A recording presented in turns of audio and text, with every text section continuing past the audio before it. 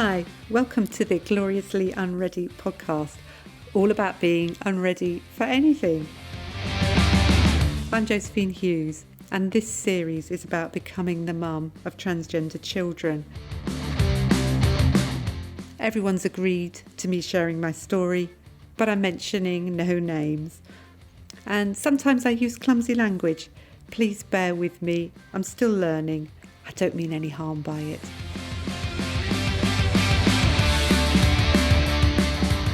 I always remember talking to a father-to-be during the course of my work and asking him, what are you looking forward to about the arrival of your baby?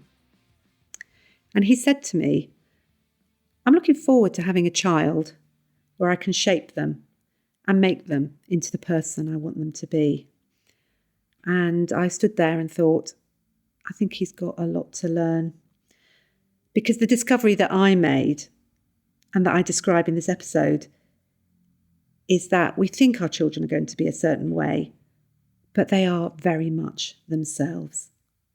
We got married in the late 80s, so that makes us sound so ancient now, because we were quite young when we got married. We were in our mid-20s, and we went through the recession that was in the early 90s, and that meant that we could buy our first house. Could actually afford it because house prices went down. And then we lived in Surrey, and that's where I had my first child. And in fact, I had all my three children when we were living in Surrey. And it was pretty busy because my three children were born really quite close together. So I had three boys and they were born within 5 years of each other. So I went from working as a librarian, going into London and spending all my time with adults, to being surrounded by complete chaos and life with three very small children, which was quite interesting, shall we say, and quite a big adjustment for me. And it wasn't really what I expected it to be, which is pretty much the story of my life, things not being quite as I expected them to be. So when I had my oldest child, who was a boy, I expected my son to be just like my husband, as in interested in boys' things. And I just had this image that, my kids were boys, and so therefore we do a lot of boy stuff. And to me, boy stuff meant being outside and kicking balls around and just generally being into football and sport. And none of my children are in the slightest bit interested, I think, in any type of sport at all. But I mean, really, when I think about it, I'm not particularly interested in sport either. So why I expected them to be interested in sport, I don't know. But you have all these expectations about what your children are going to be like and what they'll be interested in. And in many ways, they were and still are quite like my husband. I don't think we'll ever entirely get rid of all our Lego, for example. Fortunately, we've moved house, so I'm not still treading on it.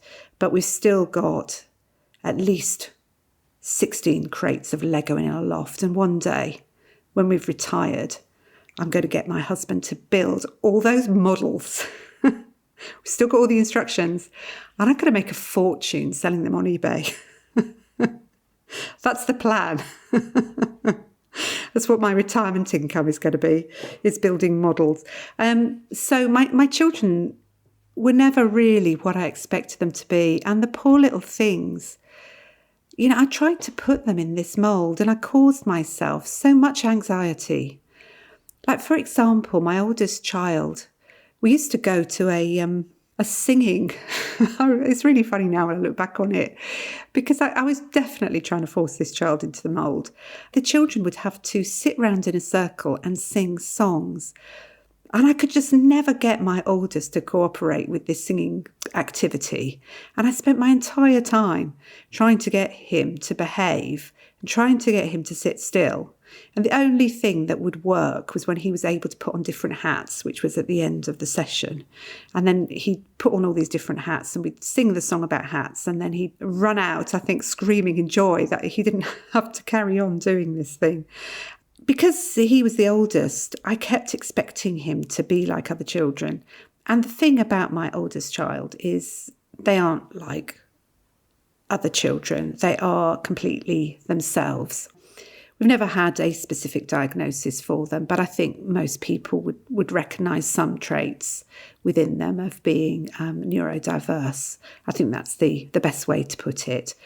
And actually, what I've learned is that if I'd only just accept my child, they're actually a really lovely person and that they don't need to do things like play football or sing in order to be a really thoroughly lovely human being. And that's been part of my journey that I went on with my oldest child.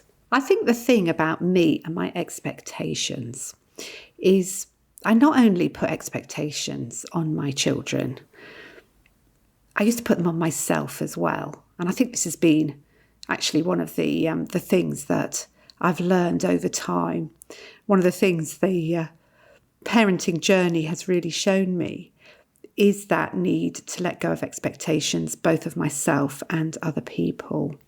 And I think I put expectations on myself that in order to be a good enough mother, I had to have children who behaved in a particular way.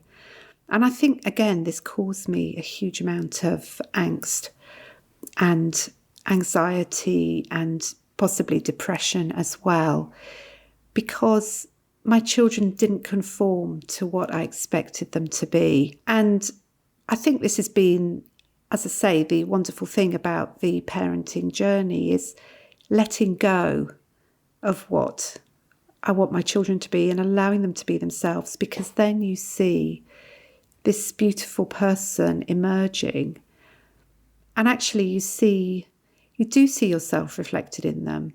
And some of what you see is really lovely. And particularly I do see aspects of my children that are part of me that I just think are really adorable. And also parts of my husband in them that I can see that are also adorable. But it's mixed in their own unique way. And that's what I really love about them, is that they're so unique in their own ways. And so I think having an oldest child who was neurodiverse, to a certain extent, that helped me, and it helped me to drop some of my expectations. And I think in particular, with certainly my youngest child, I've felt that I wasn't placing as many expectations upon them. But my middle child, in a funny sort of way, because I'd had the older one who didn't want to do anything, I didn't expect my middle child to want to do anything. And in fact, they did want to do everything.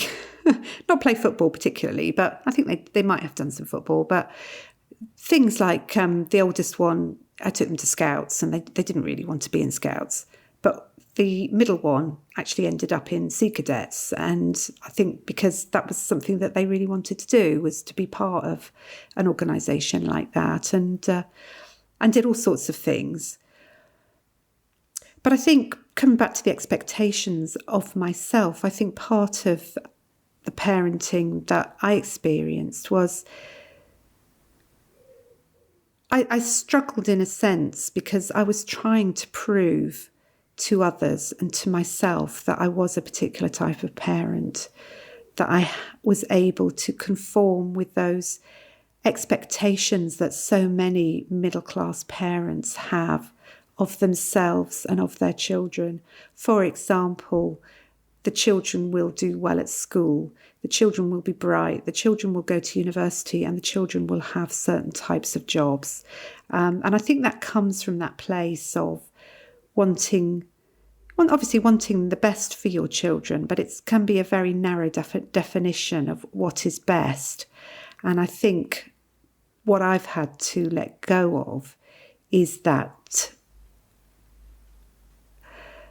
expecting the children to conform to what I want them to be for my own sake, because actually it's not really for the best interest of the children. I mean, you could argue that it is, that they should have good jobs. And obviously we want them to be independent. We want them to be able to look after themselves, because we can't look after them forever, for example. One day, however much of a legacy we leave them, I don't think we'll ever leave them a legacy that they'll be able to live in a trust fund for life. Children have to be independent, and in order to do that, they need to live their own lives. And I think part of what I've had to learn is to let them lead their lives as they see fit, and to let go of what that means for me, to let go of me conforming to societal expectations as well. But I think that's been a very, very long journey, and I've had to let go of things as I've gone along, and let go of what I think other people expect of me as well as what I expect of myself.